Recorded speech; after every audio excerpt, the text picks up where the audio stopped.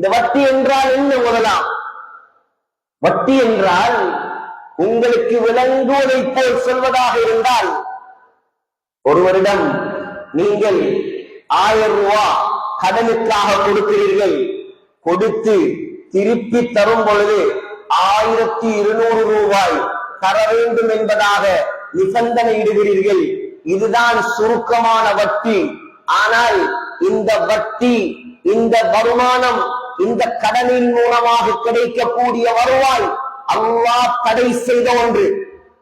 ஸல்லல்லாஹு அலைஹி வஸல்லம் தெளிவாக சொன்னார்கள், குல்லு கர்பின் ஜர்ர நஃஅன் ஃபஹுவ ரிபன்.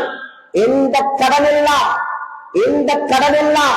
லாபத்தை ஈட்டி தருகிறதோ, எந்த கடனெல்லாம் பிரயோசனத்தை கொண்டு வந்து சேர்க்கிறதோ, அது அனைத்தும் ஹராம். உதாரணமாக, பணத்தால் மாத்திரமல்ல, ஒரு கடனாளியால் எந்த லாபத்தையும் நீங்கள் அடையக்கூடாது. ஒருவருக்கு நீங்கள் 1 லட்சம் கடன் கொடுத்தீர்கள். கடன் கொடுத்ததற்காக அவர் சொல்கிறார், நான் இப்பொழுது ஒரு பிரயாணம் செல்ல போகிறேன், புத்தளத்திலிருந்து கொழும்புக்கு செல்ல போகிறேன், வழியில் உங்களையும் இறக்கி விட்டு செல்கிறேன், என்னுடைய வாகனத்தில் நீங்கள் வரலாம். நீங்கள் யோசிக்கலாம், இதில் என்ன தவறு இருக்கிறது? ஆனால் இதற்கு முன்னால் உங்களோடு அவர் அப்படியான தொடர்பு இல்லாதவராக இருந்தால், கடன் கொடுத்ததற்காக வேண்டி உங்களை அவர் அவருடைய வாகனத்தில் ஏற்றினால், நீங்கள் வாகனத்தில் ஏறி செல்வதும் வட்டியாகத்தான் கணிக்கப்படும். அதுவும் ஹராம். ஒரு பிரயோசனம் அடைய முடியாது. கடன் கொடுத்த நாளிலிருந்து வீட்டில் காய்க்கக்கூடிய மாங்காவும் தேங்காவும் உங்களுடைய வீட்டுக்கு வருகிறது. இதற்கு முன்னால் அந்த பழக்கம் கிடையாது. அந்த மாங்காவும் வட்டி, அந்த தேங்காவும் வட்டி. இஸ்லாம் இதை முழுதாக வன்முறையாக கண்டிக்கிறது, முழுமையாக தடை செய்கிறது.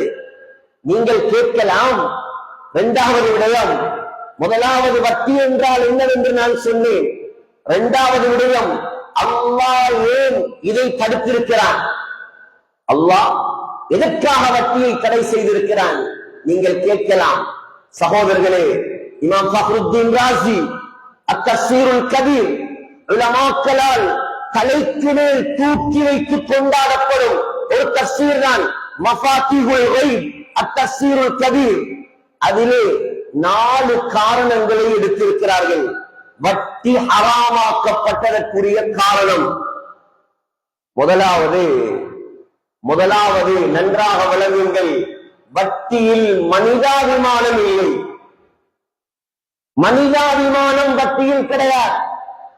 நீங்க சும்மா உட்கார்ந்து கொண்டு உங்களிடம் மேலதிகமாக இருக்கக்கூடிய பணத்தை அவருக்கு கொடுத்துவிட்டு, அவர் தேவைக்காக விற்றவரிடமிருந்து மேலதிக பணம் எதிர்பார்ப்பது மனிதாபிமானத்திற்கு மாற்றமானது.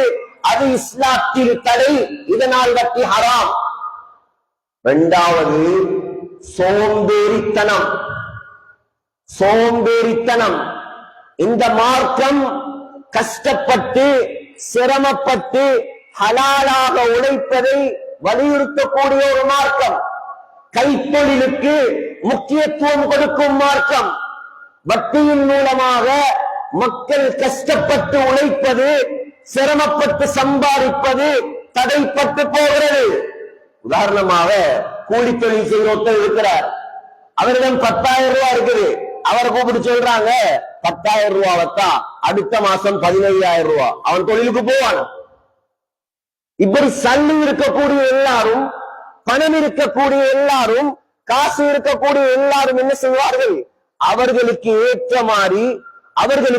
மாதிரி வட்டிக்கு கொடுத்து விட்டு அவர்களுடைய வீட்டிலே சர்வசாதாரணமாக தாம்பீகமாக சொகுசாக உட்கார்ந்திருப்பார்கள். இதுவும் மார்க்கத்தில் தடை. மூணாவது சகோதரர்களே, ஏழைகளின் சொத்தை சுரண்டுவது இந்த வட்டியில் இருக்கிறது. சத்தத்தை கொஞ்சம் கூட்டுங்க. ஏழைகளின் சொத்தை சுரண்டுவது வட்டியில் இருக்கிறது. என்ன சொத்து? இவர் சும்மா இருக்கிறார், இவரிடத்திலே அல்லாஹ் பணத்தையும் வசதியையும் வாய்ப்பையும் அல்லாஹ் கொடுத்திருக்கிறான். இந்த நேரத்தில் ஒருவன் வருகிறான், அவனுடைய மனைவி ஆஸ்பத்திரியில், அவனுடைய மகளுக்கு சோமில்லை, அவன் கடனாளி, அவன் நோயாளி, அவன் ஏழை, அவன் வறியவன், இதனால் அவன் கடனெடுக்க வருகிறான். இவர் இருந்து கொண்டு, சும்மா இருந்து கொண்டு அவனுக்கு கடனை கொடுத்துவிட்டு, இவரிடம் இருக்கக்கூடிய மேலதிகமான பணத்தை கடனாக கொடுத்துவிட்டு, அவர் கொடுக்காவிட்டாலும் அந்த பணம் அவரிடம் சும்மாதான் இருக்கும். அப்படி இருக்கும் பொழுது அவர் என்ன செய்கிறார்? கஷ்டத்தில் இருக்கக்கூடியவர்களிடம், வறுமையில் இருக்கக்கூடியவரிடம், சோதனையில் உள்ளவர்களிடம் பணத்தை சுரண்டுகிறார். இஸ்திக்லாலுல் ஹாஜா, ஏழைகளின் தேவைகளை சுரண்டுகிறார். இது இந்த மார்க்கத்தில் ஹராம். நாலாவது காரணம், மக்களுக்கு மத்தியில் கத்உல் மஅரூஃபி பைனன் நாஸ், மக்களுக்கு மத்தியில் உதவி மனப்பான்மை, நல்லது செய்ய வேண்டும் என்ற தன்மை இந்த வட்டியின் மூலமாக அறவே இல்லாமல் போகிறது. ஒருத்தர் இருக்கிறார், கடன் கேட்டால் கொடுப்பார், திருப்பி தரும் வரைக்கும் பொறுமையாக இருப்பார். அவருடைய பக்கத்து வீட்டுக்காரன் வட்டிக்காரன். அவன் என்ன செய்யறார்? வட்டிக்கு கொடுக்கிறார். 1000 ரூபாய் கொடுத்தா 2000 வருது, 1 லட்சம் கொடுத்தா 1.5 லட்சம் வருது. இவர் பார்ப்பார், சும்மா இருக்கக்கூடிய அவனுக்கு வருமானம் வரும் பொழுது நாவதற்காக வேண்டி சும்மா உதவிக்காக பணம் கொடுக்க வேண்டும், அவனும் வட்டிக்கு கொடுக்க ஆரம்பிப்பான். இதனால் வட்டி ஹராம். இந்த நாளையும் தூக்கி ஒரு மூலையில் வையுங்கள். இதெல்லாம் காரணங்கள். ஆனால் அசல் காரணம் என்ன தெரியுமா? அசல் காரணம் என்ன தெரியுமா? அல்லாஹ்வுக்கு பிடிக்கல, அவ்வளவுதான். அல்லாஹ்வுக்கு பிடிக்கல. உங்களோட வீடு, உங்களோட சொந்த வீடு உங்களோட பேர்ல இருக்குது. நீங்க விரும்பினா வெள்ளை பெயிண்ட் அடிப்பீங்க, நீங்க விரும்பினா பச்சை பெயிண்ட் அடிப்பீங்க, விரும்பினா உடைப்பீங்க, விரும்பினா 2 மாடி, விரும்பினா 3 மாடி, விரும்பினா 4 மாடி.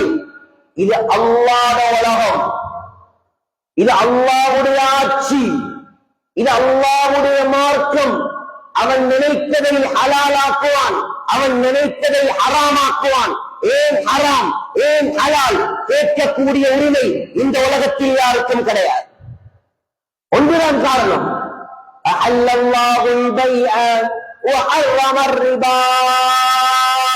அல்லாஹ் சொல்லிவிட்டான் வட்டி ஹராம், வியாபாரம் ஹலால். அல்லாஹ் ஹராமாக்கி விட்டான், எழுதி விடாதீர்கள்.